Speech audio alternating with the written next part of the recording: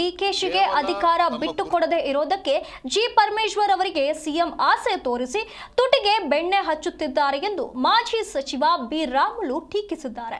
Congress high command ಹಣದ ತುಲಾಭಾರಕ್ಕೆ ಮುಂದಾಗಿದ್ದು ಯಾರು ಹೆಚ್ಚು ಹಣ ಕೊಡ್ತಾರೋ ಅವರಿಗೆ ಸಿಎಂ ಪಟ್ಟ ನೀಡಲು ಹವಣಿಸ್ತಾ ಇದೆ. ಇತ್ತ ಮಲ್ಲಿಕಾರ್ಜುನ್ ಖರ್ಗೆ ಕೂಡ ಸಿಎಂ ರೇಸ್ಗೆ ಇಳಿದಿದ್ದಾರೆ. ರಾಜ್ಯದಲ್ಲಿ ಬರಗಾಲದಿಂದ ಜನ ಜಾನುವಾರುಗಳು ನೀರು ಮೇವಿಲ್ಲದೆ ಪರದಾಡ್ತಾ ಇದ್ರು ಕೂಡ ಸರ್ಕಾರ ಮಾತ್ರ ಡಿನ್ನರ್ ಪಾರ್ಟಿ ಮತ್ತು ದೆಹಲಿ ಪ್ರವಾಸಿಗಳಲ್ಲಿ ಮಗ್ನವಾಗಿದೆ. ಅಧಿಕಾರಕ್ಕಾಗಿ ಹಪಹಪಿಸುತ್ತಿರುವ ಸರ್ಕಾರಕ್ಕೆ ಜನ ಹಿಡಿಶಾಪ ಹಾಕ್ತಿದ್ದಾರೆ ಎಂದು ಅವರು ವಾಗ್ದಾಳಿ ನಡೆಸಿದ್ದಾರೆ.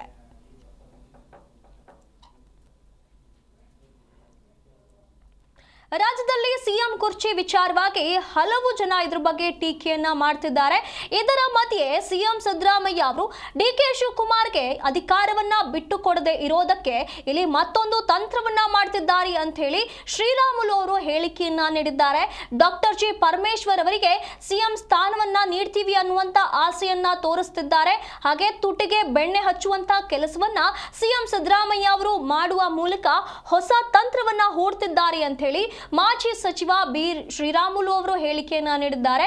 ಕಾಂಗ್ರೆಸ್ ಹೈಕಮಾಂಡ್ ಇಲ್ಲಿ ಹಣದ ತುಲಾಭಾರವನ್ನ ಮಾಡೋದಕ್ಕೆ ನಿಂತಿದೆ.